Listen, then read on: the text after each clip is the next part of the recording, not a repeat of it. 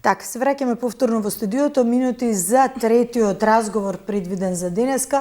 Како што на почеток спомена, во месецот кога се зборува за прошка, за семејни вредности, за нешто што го поврзува семејството заедно, денеска отвараме еден разговор мощно сензитивен, би рекла, за тоа кои се предизвиците на младите лица кои што растат во семејства со еден родител, во семејства кои што се можеби раздвоени самоохрани. Добар ден им велам на моите три млади гостинки. Ќе почнам со Елена Божиновска, председателка на Сдруженијето Млади од семејна разновидност. Добре дојде. Добро ме најдов. Благодарам на поканата. Председателка на Сдруженијето. Бојана Томашевска, подпредседателка на Сдруженијето. Добре дојде. И добар ден за Менче Јовановска, координатор за маркетинг и комуникација на Сдруженијето Млади од семејна разновидност. Добре дојдовте. Реков една мощна сензитивна тема, бидејќи практично нема некој кој што не е погоден лично или можеби некој од од поблиското, подалечното семејство, меѓутоа генерално кои се предизвиците со кои што се соочувате и како практично да се живее во рамките на овие секојдневни, да речам, предизвици во земјава, да се живее во едно родителско семејство. Елена, повели, ќе почнеме со тебе, па ќе се надоврзуваме. Па вака пред се, предизвиците се толку многу што дури не знам дали е возможно сите да се кажат во една емисија. Меѓутоа ќе почнам од тоа дека ние работиме повеќе со младите и со децата кои што доаѓаат од самоохрани и еднородителски семејства. Всушност и родителите имаат предизвици, меѓутоа во моментот кога ние ги гледаме децата, тоа е дека имаат проблема од самото тргање во градинка, значи се плаќа за градинка, па успеавме некако да се избориме неколку од општините да не плаќаат самохраните родители за градинка.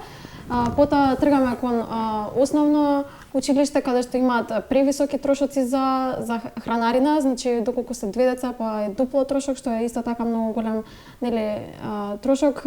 Потоа одиме на средно и на факултет каде што трошоците само се зголемуваат. Да, па се до плаќање на семестри и така натаму, кој што е навистина огромен терет за еднородителско или самоохрано семејство.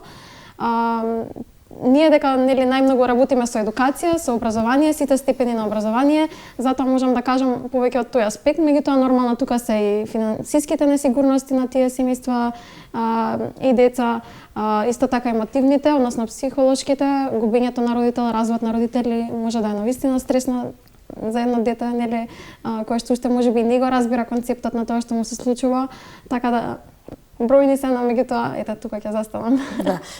Сигурно е споделеното искуство, споделените емоции ве прават практично и посилни. Она што можеби како искуство повеќе меѓусебно си го пренесувате, за да си бидете едни на други поддршка, не е само во рамките на тоа како здружение што го правите и како да речам ајде некои проекти на кои што ќе се фокусирате, бидејќи ти си долгогодишна активистка за правата на децата, дополнително си и дете на самоохрана мајка, па можеби една со друга си го пренесувате она што како полесно да се излезе од некоја ситуација. Бојана, ти работиш меѓу другото, односно сите заедно, ајде би рекла се надополнувате и работите на воспоставување на алиментационен фонд. Што практично тоа значи и колку овој фонд се почитува, бидејќи грижата за децата е право, не е нешто што би требало право и обврска, не е нешто што треба да биде изоставено. Вака јас доаѓам од семејство на разведени родители и знам колку е тешко доколку не ви стига таа алиментација одредена законски секој месец. И тоа е многу голем финансиски притисок. И сега луѓето мислат, оние кои што се обврзани законски да ја плаќаат алиментацијата, мислат дека тоа им може, а и не мора. И сега ние се трудиме тоа да биде полесно за децата кои што треба да ја примаат таа алиментација, да го немаат тој притисок и стрес, да ги добиваат парите преку државата, потоа државата да се тужи со оние кои што не извршуваат таа обврска.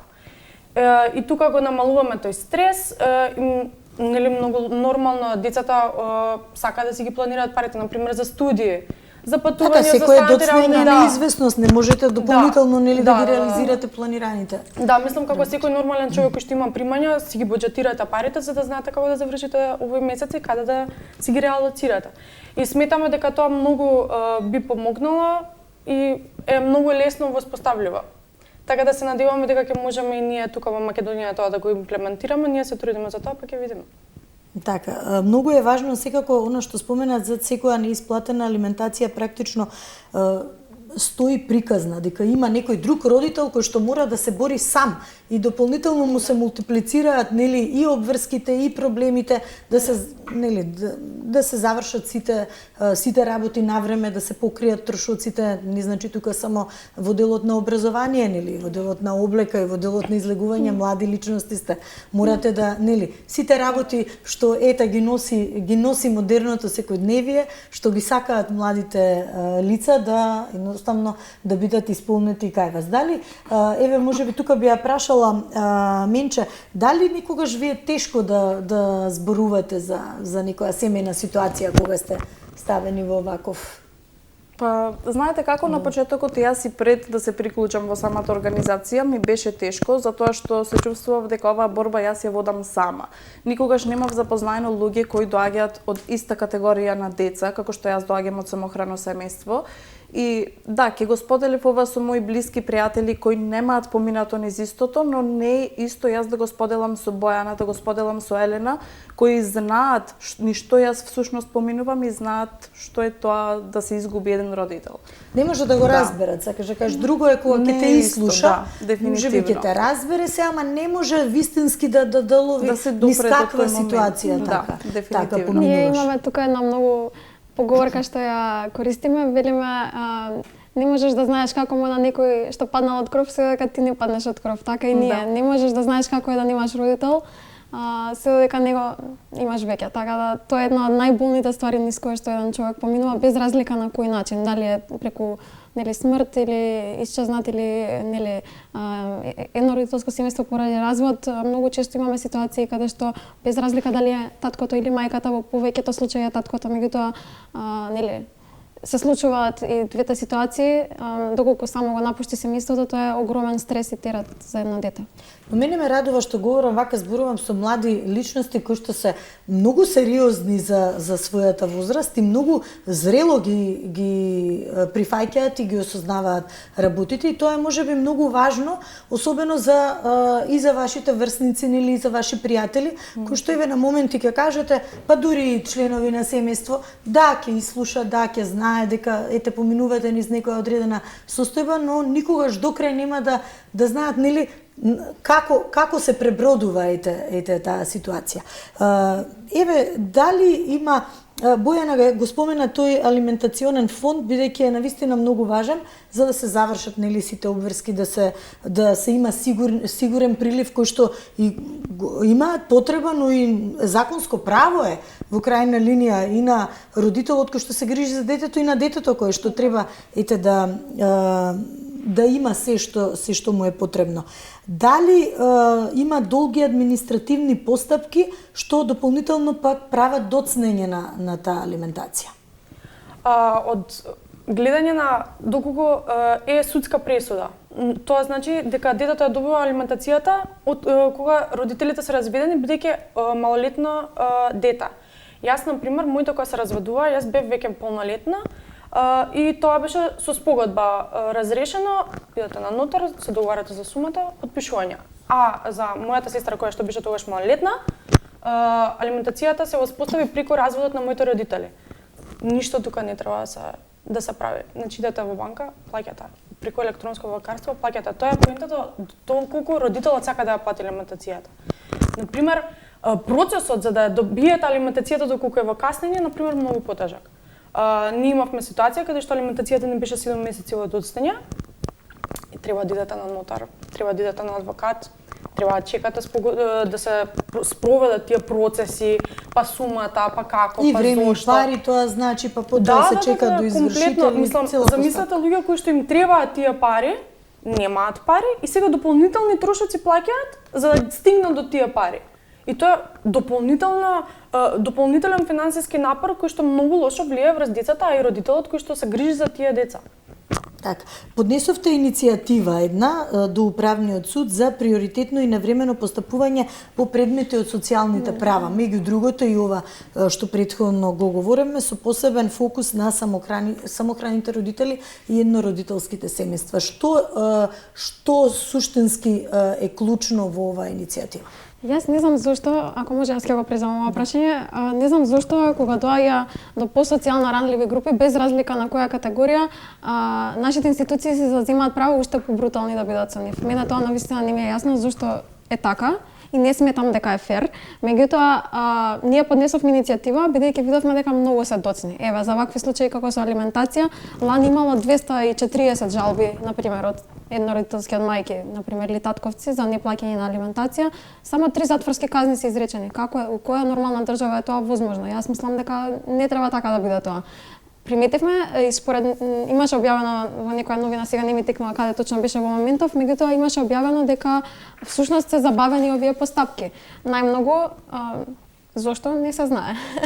Но ние она што пробуваме сега да направиме до судот, нели, да покажеме дека сме видливи, дека сме на мапа, односно оние кои што нели последни наставаат нас на ред, меѓутоа сакаме да кажеме дека навистина сме тука, навистина ни е ова важно и важно ни е нашите приоритети да бидат остварени. И стресно така се надминати административни бариери, ама ова се реални проблеми, значи мора да се работи на нив, не е нешто што може да се остави долго време да не доречено, не дореализирано. Да. Може би еве Менче би ни кажала активностите на Сдруженијето.